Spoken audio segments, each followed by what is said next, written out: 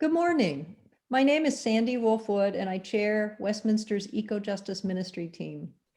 In honor of Earth Day coming up this Thursday, April 22nd, we're collaborating with the Social Justice Ministry team and the Adult Education team to bring you a forum that celebrates sustainability and offers you ways as individuals and families to lower your carbon footprint. As the pandemic has severely limited our ability to congregate in groups over the last year, many of us have discovered a new appreciation for the natural world. Earth Day 2021 reminds us of how important it is to protect and preserve the spaces that sustain a wide spectrum of life across our planet. Today, we welcome Johannah Frisby, Outreach Fellow from our new partner, Minnesota Interfaith Power and Light. Johannah is responsible for MNIPL's Climate Justice Household Program, which engages households committed to effective and sustained action in response to the climate crisis. She will be joined by Westminster's Eco-Justice team member, Rick Person, who, using his own electricity and natural gas data, will walk us through using the EPA carbon footprint calculator and talk about how he and his wife have tried to convert their energy use to renewable sources. By the end of this forum, you'll be well prepared to do the same. Since we're pre-recording this forum due to COVID protocols, we will not be taking live questions, but we'll be doing our best to anticipate some of those questions in our taping session. Please follow the chat feature, and we'll be adding links to some of the resources you're hearing about today. With that, I'll turn it over to Johannah. Welcome, and thank you so much for taking us on this journey, Johannah. Well, thank you. That was a lovely introduction, and I really appreciate being here and being able to share this information with you all. So I'm going to share my screen, and we'll get on our way. All right. So, as Sandra stated, this is the Take Action on Climate from Home event for the Climate Justice Household Program through Minnesota Interfaith Power and Light. This is a family-friendly twist on doing carbon calculators and addressing climate justice. And so I hope you all feel energized and ready to take on action at home. Our agenda, we're going to go through a land acknowledgement. We're going to talk a little bit more about what the Climate Justice Household Program is, even though Sandra did a wonderful job of summarizing it. We're going to step back and look at what climate justice is, and then we're going to identify our carbon footprint and then do a carbon and Cheerios activity. So for a land acknowledgement, I'd like us to all take a moment and just feel our 2 feet on the ground. Wherever we are, let us acknowledge that we are all on Indigenous land. In Minnesota, our 2 feet are on Dakota and Anishinaabe lands. And as we go through this presentation, as looking for a just future for everyone, we remember our Indigenous neighbors that were and continue to be the original stewards of this land. So the Climate Justice Household Program, as Sandra said, is a program that provides tools to reduce your carbon footprint and build community. Climate justice begins at home with tools to look closely at your carbon footprint, energy, policy, and advocacy, and relationship building. The goal is to make a plan and build skills to follow it. We use the 3-legged stool approach. So with our approach to addressing climate justice, we take a practical, systemic, and relational approach. With practical action, this includes looking at your carbon footprint and taking action in energy efficiency and solar. For systemic change, it's supporting strong energy justice policies locally and statewide. And for relational and spiritual, it's building relationships to increase the power of the movement, and that can happen in your family or in your congregation. Now, what is climate justice? So climate justice is a growing global movement to address the climate crisis with leadership from youth and frontline communities.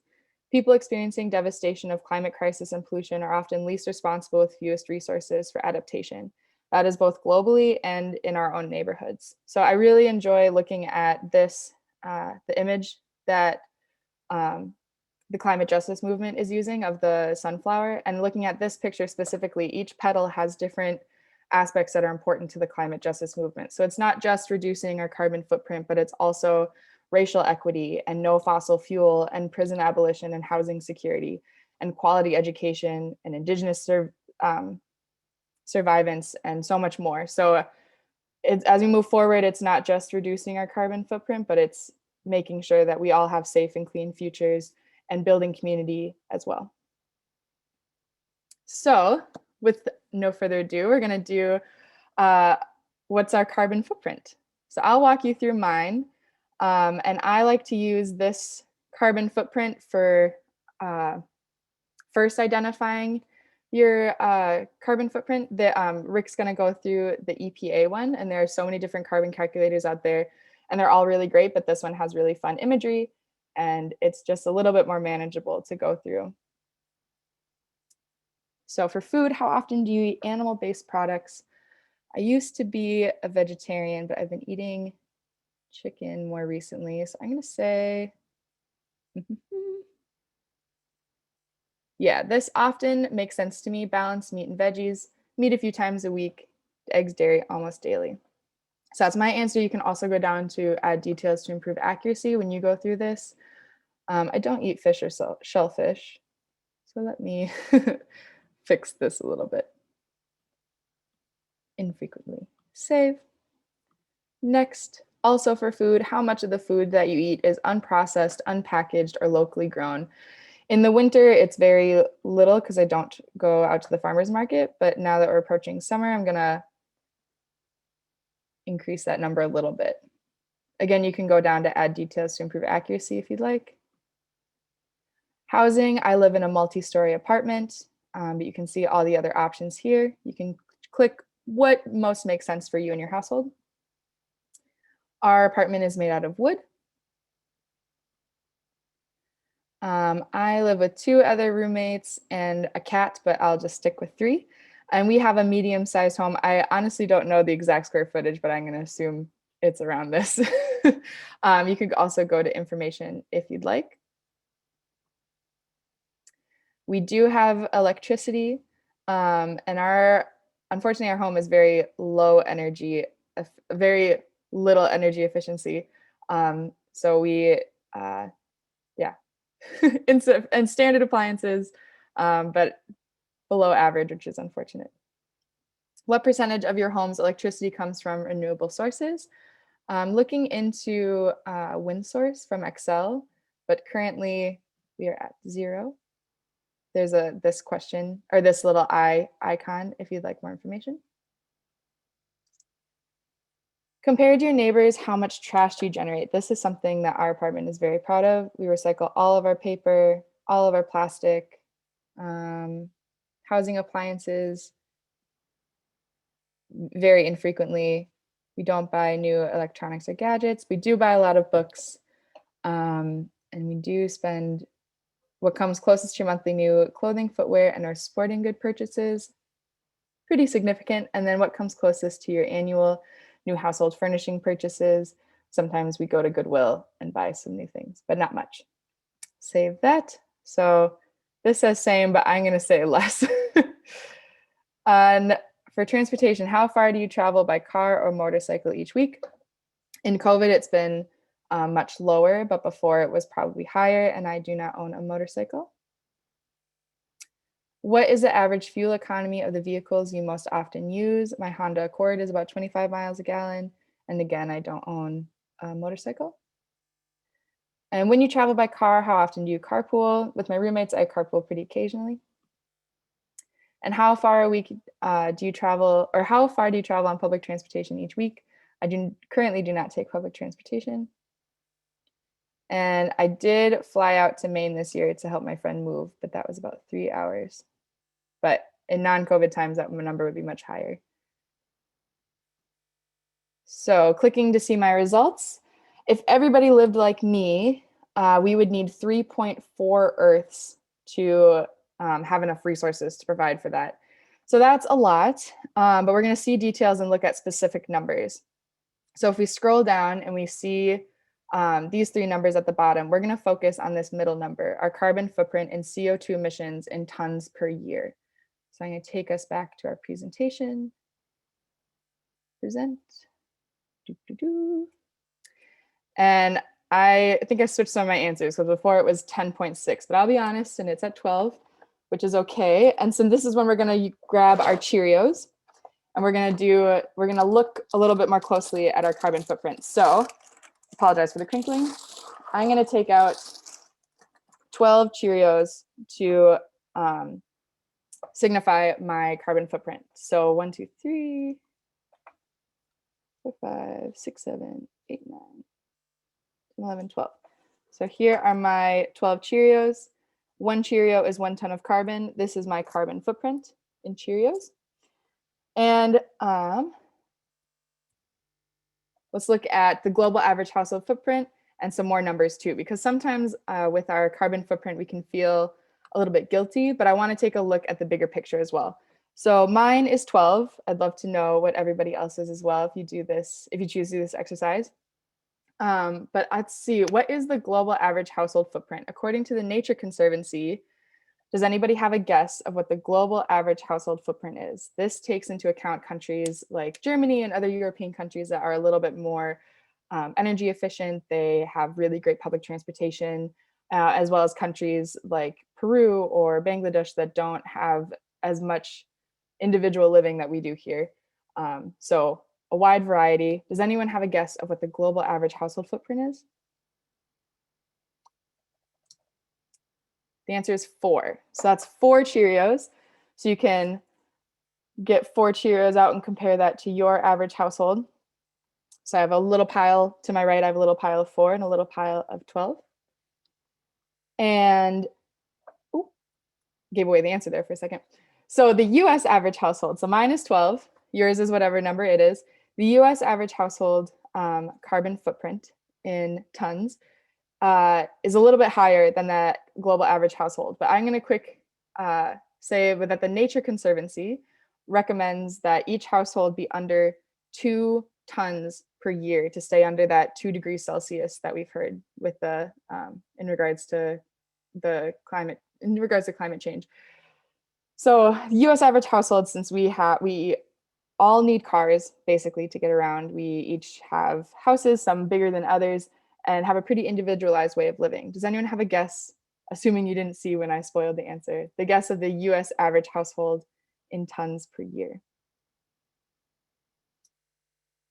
That number is 16. So that may be lower and that may be higher than what yours is, but you can put a pile of 16 off to the side as well. So we have 16 tons, which is the US average household. We have 12, which is mine, or whatever your number is, and then 4. So we'd like to get down to 2. But let's take it into the big picture now, because sometimes we can feel really guilty about our individual Cheerios. But I'd like to take a look at the greenhouse gas emissions from the US in 2018. So these numbers came from the EPA. So in order to do that, we need to look away from individual Cheerios to entire boxes of Cheerios. Does anybody have a guess of how many individual Cheerios are in one box, according to Google? The answer is 2,772. So there are 2,772 individual Cheerios in one box. And that's what we need to look at when we look at these bigger numbers for US emissions. So commercial and residential is the United States' number 4 largest emitter of carbon. And that includes our households and as well as our churches and our businesses.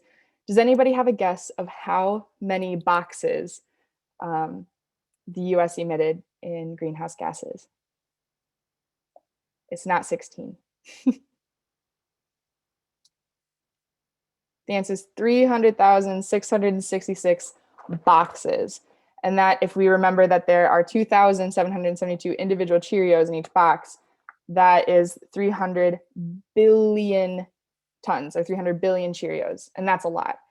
So that helps put into perspective our 16 or our 12 or our 4 Cheerios into the boxes that we also need to focus on as well. So 2 more big numbers. We're going to look at transportation, which is the United States' number 1 largest emitter of greenhouse gases. Does anybody have a guess of how many boxes of Cheerios transportation is?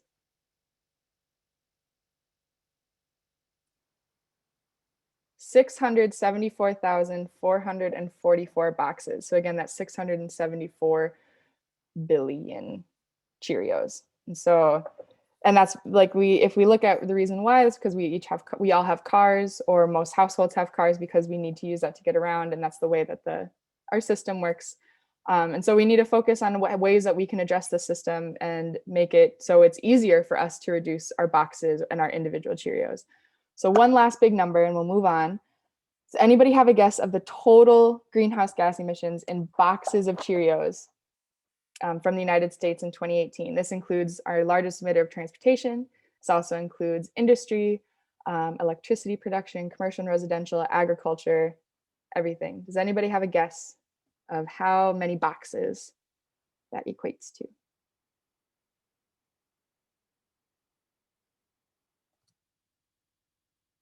$2,408,730 boxes. So if we, that's a big number. So if we compare the boxes to our individual Cheerios, it might feel like, well, why do we have to focus on Cheerios? But if everyone took one Cheerio out of your pile of 12 or your pile of 16 or your pile of 4 and put it back in the box, that'd be a lot of Cheerios. So we each have action we can take in our own little pile of Cheerios, but we need to systemically address all of the boxes of Cheerios that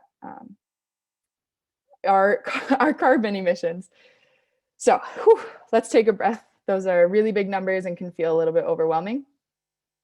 But there's actions that we can do, and there's actions that we can take to address these numbers and these carbon emissions. So thinking back to that three-legged stool that we talked about in the beginning, there's a practical leg, and then what were the other two?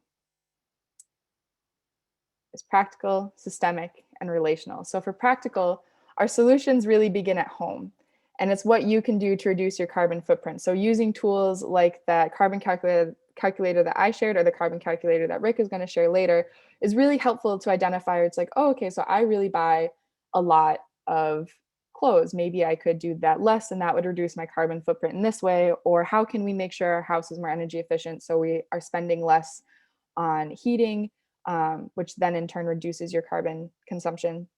And so you can track areas of consumption, like I was talking about with diet, transportation, personal consumption, home improvement, etc.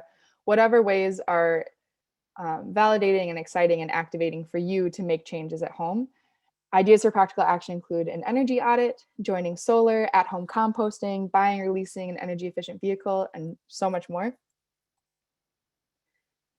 Systemic, that's how we can address all those boxes of Cheerios. So it's looking at policy rooted in climate justice.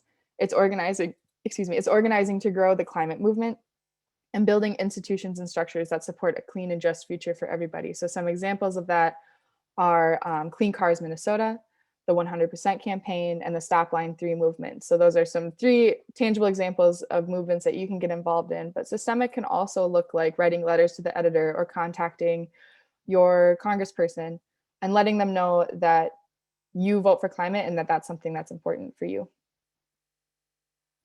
And then our third leg of the stool is the spiritual and relational. This is where we call upon faith, tradition, and community wisdom, where we bring balance and health within ourselves. And this can include climate justice and worship, book groups, community gatherings, whatever fills your cup that helps you keep addressing this movement that can sometimes feel overwhelming.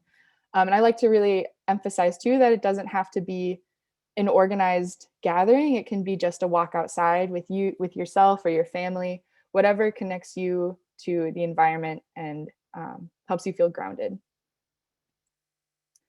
So with creating each of these goals, so we really want to have a goal in the practical, systemic, and relational to have a holistic movement. Because if we just focus on the practical, we'd miss out on addressing all those boxes. And if we just focus on the boxes, we'd miss out on building community. And so we really need all 3 in order to motivate ourselves and our communities to keep moving. So we want to have goals in each, and we want to make sure that these goals are SMART. That means they're specific, measurable, activating, reasonable, and time-bound. So a SMART goal is clearly defined, often by numbers or steps. This could be, I'm going to reduce my carbon footprint by 2 Cheerios. It's measurable. It can be assessed through measurement. It's activating, inspiring, and worth doing. So how are you reducing your carbon footprint? Like, what are you doing that is exciting to you? It's reasonable, so it can be done with the resources at hand. I'm not going to get rid of all 12 of my Cheerios in 1 year. It's going to take time. So what can I do? What can I do in 1 year? Is it going to be 1 Cheerio or 2? And then time bound. So it's met by a date selected. So if we're sticking with this Cheerio carbon footprint reduction, I reduced my carbon footprint by 2 Cheerios by 2022. So those are examples of how to make your goal in the practical, systemic, and relational smart. So that keeps you moving and evaluating your goals each time you reach them. And something that's worth celebrating. So that is my presentation. I will stop sharing. And I see in the chat that someone's going to guess 4 and then 200. Yes, I'd love to answer any questions that there might be. I kind of flew through that a little bit, so I hope you had time to pause and reflect or go back and really take time to go through that calculator. Johanna, I'll turn my video back on. Just before we go to Rick, I wanted to ask you a little bit about the calculator, because one of the things that I saw in there was plastics. You were talking about recycling your plastics, and that gives me a little in here to talk about something we're introducing at Westminster with the next newsletter. Again, talking a little bit more about sustainability. We're starting a little feature in our newsletter called Notes from Our Planet. And in that, the first section is about plastics and reducing our plastics usage. And one thing I wanted to point out on the calculator, and you talked about being proud of reducing plastic or recycling. But one of the things I've learned in the research we've done on plastics is that only 9% of plastics have ever been recycled. And it's something that's been true ever since plastics were introduced. And so the only way we can get a handle on plastics is to buy less of them and to try and reduce our number. So I just wanted to make a plug for that, that sort of built on what you were doing with your calculator. And to encourage our members of our congregation to look for that letter, and also pairing that with what you're talking about with the calculator here to make plastics one of the first things that they start working on.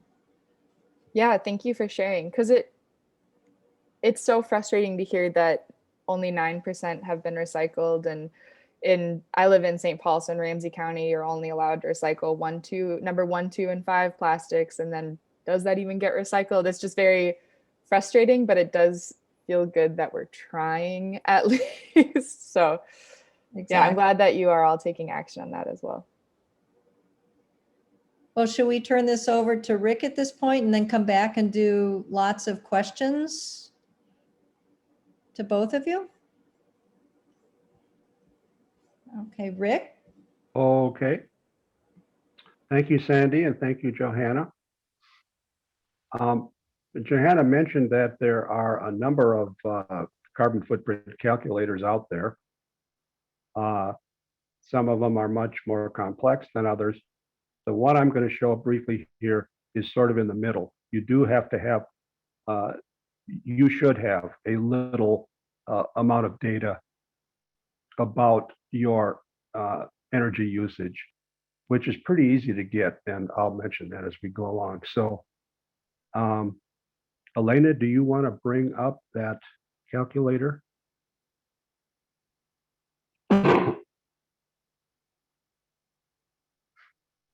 Oh, I should introduce myself a little. Oh, start video. Okay. I'm a member of the Westminster Eco-Justice Ministry team for many years. And I'm also an energy conservation geek, having worked in that field for really about almost 30 years with the city of St. Paul, and now consulting in retirement on building energy conservation in buildings. So here's the EPA calculator. And to find it, you can just Google on EPA carbon footprint calculator, and it'll come right up. Okay, Elena, you can enter number of people in the household, which is 2. This is my household. The zip code is 55426. And click Get Started. And the first part is home energy. You can see there, Elena, select source, which is the household's primary heating source, which is natural gas. And then we're going to enter just a couple of numbers here. Natural gas, and we use 85 therms. So you have to go down and click therm below. Right, the next block, yep, therms, and enter 85. And you can find that if you're a CenterPoint Energy customer, you can find that right on your bill every month, because there's a bar chart on the bill that gives your monthly usage for the last year, for the last 12 months. And then there's a line right through the middle of it, which gives you the average. Okay, then going on to electricity. I did a study or entered all the data for 2020 for our house. So I know that exactly we used 354 kilowatt hours. So, and you can see now that we're slightly above the US average, which is interesting because when I did this, oh, I know. That's because, anyway, we're slightly above the US average, which is 17,052 pounds, or that would be 8.5 tons, wouldn't it? I think Johannah said 16. So anyway, maybe that was thousands of pounds. So, and then below that, below the electricity one, Johannah, I mean, Elena, sorry. Below the electricity, yeah, we do have 100% renewable electricity coming to our house, because we have a contract very much like Westminster's for 100% of our electricity from a solar garden. So you can see what entering 100% there does to your footprint. Reduced it by about 5,000 pounds a year, which is, significant. That's almost a third, or about 30%.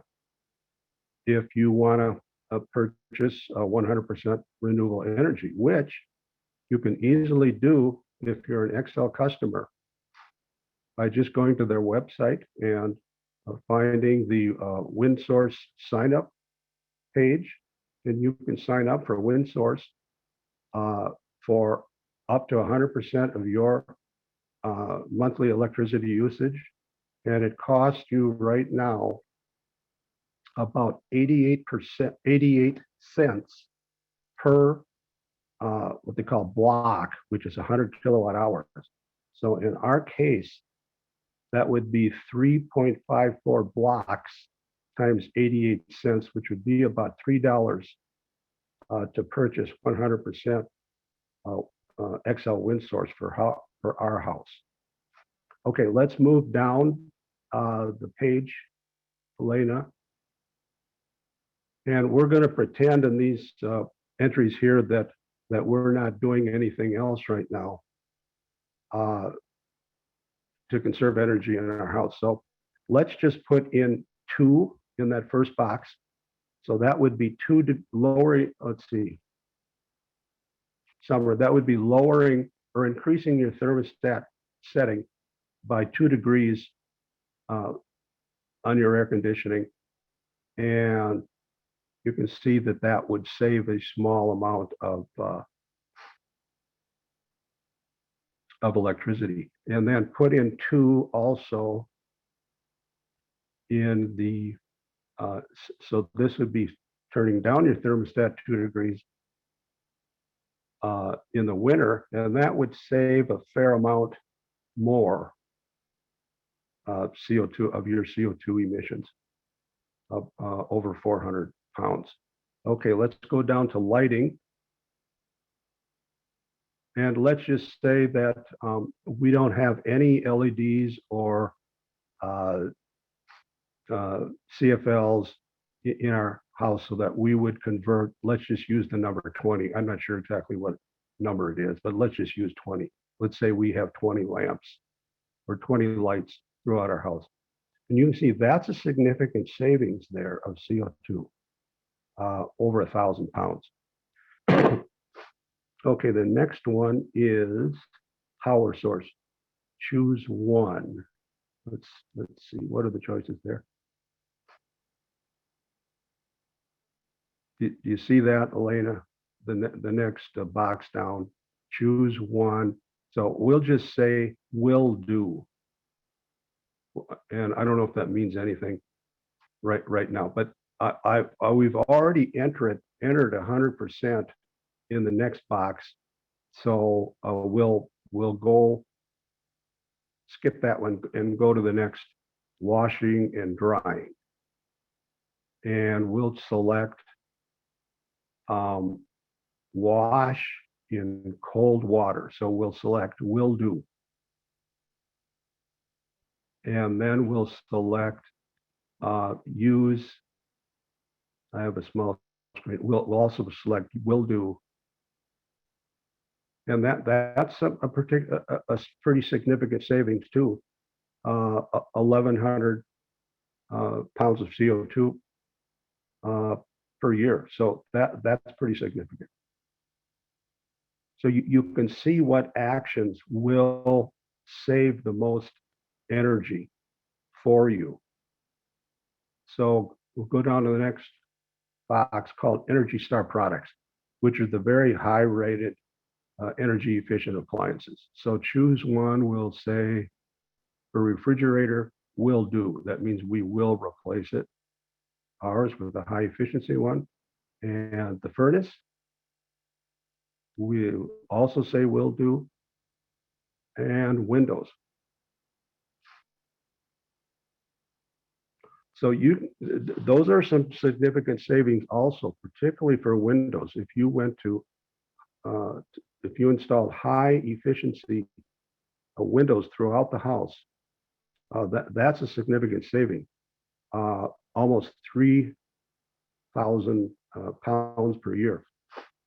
So go back up to the top now of the page, and we can see what our new total is. So having done all of those things, we are down to 4,800 pounds per year.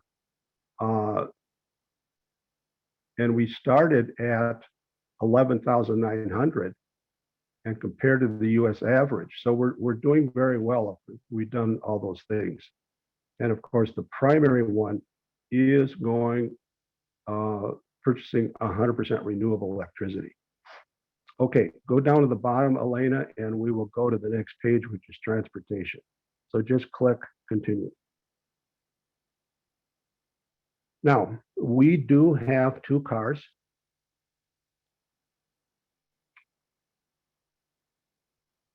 Current maintenance. Yes, we'll just say yes, we do maintenance.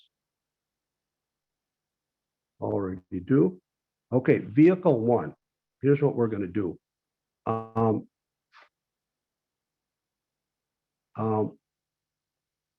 I'm going to put, we have 2 vehicles and we've been driving each about 6,000 miles per year each. So I'm going to put, instead of 6 in there, I'm going to put 3,000, and I'll tell you in a moment. So we'll change that to 3. And then the miles per gallon is 25.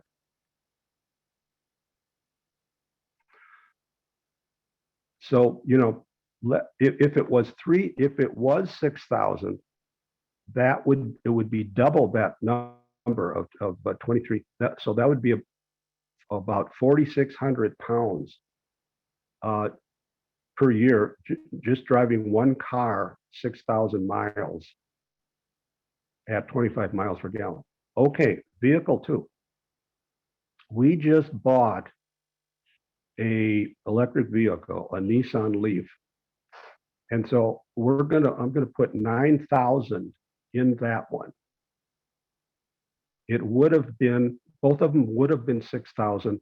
And I'm going to put in the gas mileage, or the mileage, I'm going to put 180, because that is in fact what appeared on that rear window on the EPA rating. How they come up with that, I don't know, but we'll use that since that was actually on the vehicle. And you can see the vast difference in your CO2 emissions from having an electric vehicle. And in our case, it would really be zero, because we are using, we have a charging station in our garage, and we charge the vehicle ourselves with 100% renewable energy. By the way, we will get on our next tax return, and when we do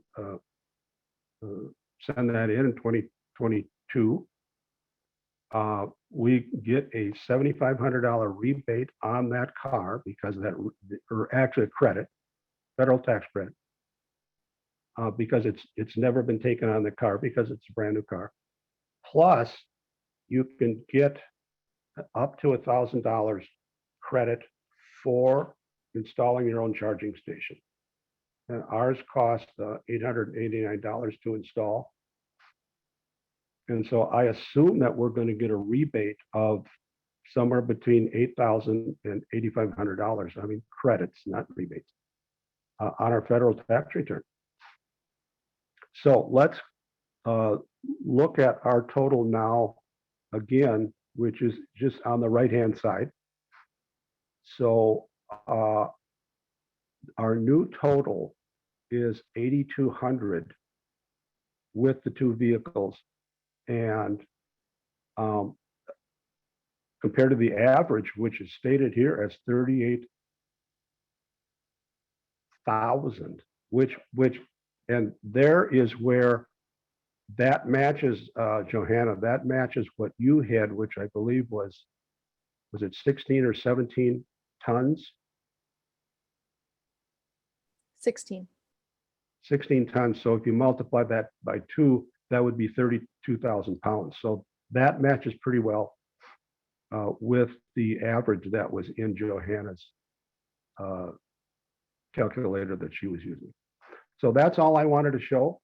And so try this out. Try and gather a good estimate for your natural gas and electricity usage. And you can do this and see how you stack up with the local average in your zip code and with the US average. So it's pretty interesting to go through this. So that concludes my presentation. So I'm going to duck back in here. This is Sandy again, and keep your, yep, Rick and Johannah, let's ask a few questions. So I was taking notes furiously through all of this, and it's really, you make a really compelling case. I wanted to, so I wanted you each to address, what do you think are the easiest energy steps people can start with? And I made my own notes about this, but it seems like some of the very basic things you could do at home without spending a lot of money. Number one for me, and I do this at home, is don't use your dryer, just string up clotheslines. And I think it might be very interesting to hear what you think some of the other really easy fixes are, having gone through that, both of you having gone through your calculators. Want to go first, Johannah?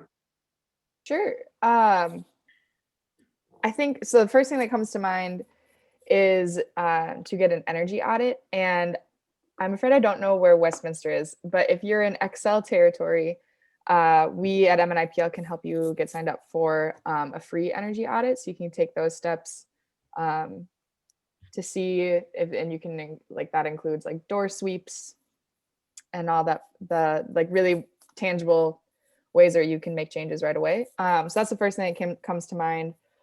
Energy steps. Yeah, just unplugging or turning off lights when you don't need them is something that people always mention as well. But I'd love to hear Rick's ideas as well. Yeah, you can get that home energy audit from the Center for Energy and Environment. And you can either get the one that Johannah referred to, where they actually come in to your house with the blower equipment and, you know, do a full, really detailed audit of everything. Or you can do the one that's simply online, where you enter data like the calculator. And then they turn out a report just from the data that you entered. Mhm. And I did that a few months ago, and it's a really simple thing to do. It doesn't cost you anything, and it really gives you a good idea where you stand and what are some of the best things you could do to conserve energy. Now, specifically, there's no doubt in my mind that the number one thing that everyone can do if you're an Xcel Energy customer is sign up for WindSource, 100% WindSource. And in our case, I mentioned that that would only cost us $3.54 a month to assist Xcel Energy and the state of Minnesota to reach our renewable energy goals by contributing to that. Not very much money, $3.54 a month in my case, and the average might be more like $4 to $6 a month, depending on the size of your house and your electricity usage. Number two, of course, is something you can't do overnight, but definitely think about buying an electric vehicle the next time you're going to trade in one of your cars. And the mileage or the range is increasing on the cars all the time. I could have mentioned that the one we bought, the Nissan Leaf, it's rated at 150 miles per charge. And we have found so far that it's getting about 165 miles per charge. And that's supposed to go up in the summer with the warmer temperatures. I have a But as you question. go up this, sure. I have a question for you on that, Rick, and I bet others in our audience might be asking a similar question. We've been thinking about buying an electric car as well. One of the places we tend to go is a place that I don't think right now has a lot of electric car chargers, and I'd like both of you to weigh in on this. And it would be close to the Boundary Waters in northeastern Minnesota. So I'm curious as to is there a resource we can go to find out where the car chargers are? Absolutely. Not only does that map exist, that very easy for you to find online. I don't know if it's DOT or someone else. Also, that map is on our GPS system, right resident in the Nissan Leaf. Oh, okay. So you just pull that map up. But you're right, that is another problem now with having an electric vehicle. It's the range as well as the availability of charging stations outside of the metro area. So the state and the federal government are going to put a lot of money in Xcel and local governments, a lot of money into beefing up the number of charging stations around the state and around the country to address that issue. Joanna, are you? I'm not going to say they're few and far. Go ahead. I'm sorry, I was just going to ask Joanna if she's aware of any bills of the legislature that we can advocate for on this issue at this point. I was muted. Yeah, I'm just trying to do some quick Googling to make sure I was updated. I know Clean Cars Initiative or Clean Cars Minnesota was going through the legislature a couple weeks ago, and I'm not sure. I think the commenting period for that ended a week or 2 weeks ago, but looking into Clean Cars Minnesota and seeing if there's any advocacy that still needs to be done there. But yeah, because there's charging stations still need to be implemented to make sure that it's a reasonable change for more people to make to energy efficient vehicles or electric vehicles. Okay, thank you. Thank you both. One of the things that I wanted you to address, Johanna, you talked about, we went through your calculator and you're in an apartment. And I know from work that I've done in trying to expand composting possibilities for people that don't live in areas where there's a lot of composting available, was one of the challenges was happened to be apartment buildings. And so I wanted to know from your experience in living in an apartment building, how can those living in situations, living with others in buildings they don't own, how can they be more sustainable? What are some things you found that you can do, even though you don't control everything in that building? Yeah, and that can feel a little bit frustrating for renters, that lack of control of what changes they can make. But composting is a really great option, especially since in Ramsey County, we have several compost drop-off locations, and one happens to be a mile away from my apartment. So my roommates and I will just drive or bike in the summer or walk there even sometimes to drop off our compost.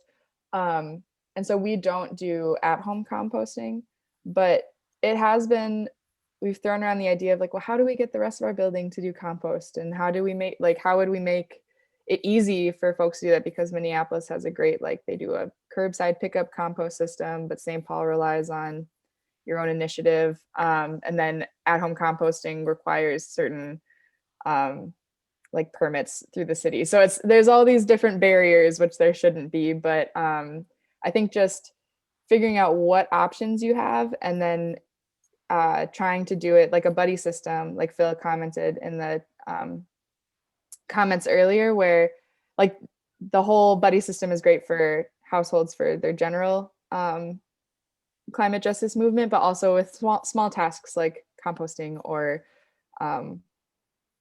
literally any any of the actions you can take. So it's kind of a very broad answer, but I hope that is helpful. Okay, thank you. Do you have anything to add on that, Rick? Well, we do have organics collection in St. Louis Park where we live, and when you sign up, you can choose the size of bin you want. We have the smallest bin. We're just two-person household. We don't generate a lot of waste. We generate a lot of recyclables, that's for sure. So we recycle everything we can, and we have the organics pickup in the small. It's called 20-gallon bin size, and so. But with all the recycling we do and now the organics, we also decrease the size of our refuse bin. And so we actually are paying less for the service than we did before we had organics collection. So it's really a win-win for everybody. I think, thank you very much. So I think we have time for one more question, and then I think we'll need to turn it back to Phil to close us out. Can we talk a little bit about the buddy system, Johanna, at MNIPL, and might be really useful for families at Westminster? Would you talk a little bit about that, please? Yeah, I really like to think of it almost like a book club. So it could either be like you and one other household teaming up together, or just if Westminster had a small group, or if everybody wanted to join the Climate Justice Household Program, but just making sure that you're meeting regularly and talking through like, oh, what practical action are you taking? And like sharing ideas and sharing that that way to really energize and get ideas from each other. Answering questions, like Rick had really great answers to really practical actions that is helpful to make those steps forward. Systemic actions, working together, and to like motivate each other, if like it's writing letters to the editor or calling people, or just really having a group that you can talk to if you meet monthly or every 3 months, and checking in and how your process is going. So I think that's really helpful because it's also all about building community and making sure that we have that really great foundation in this movement, because we can't address all those boxes of Cheerios just on our own, but each household can do their own action. But if we team up and do it together, then that's not only energizing, but also makes more of an impact. Thank you. That, by the way, your Cheerios visual is great. Oh, good. I ate all my Cheerios during the EPA calculator. Before I turn it back over to Phil, I just wanted to mention that as you talk about your buddy system and as we talk about Notes from Our Planet and some challenges that the eco-justice team is hoping to encourage our congregation to engage in, we're looking for ways that we can get a little competition going and maybe put that online. So keep your eyes open for that, those of you in the audience, and I'll turn it back to Phil. Thank you, Sandy and Joanna and Rick. Really appreciate all the comments and perspectives and ideas. And just the hands-on calculator examples, I think, are very good things for us to get started on, and it really helps visualize. So I do want to thank you all for your time and perspectives, and ask our listeners to stay tuned. Next week, we're going to do a second in our series on sustainability. So stay tuned for that, and more to come and more ideas. Thank you all.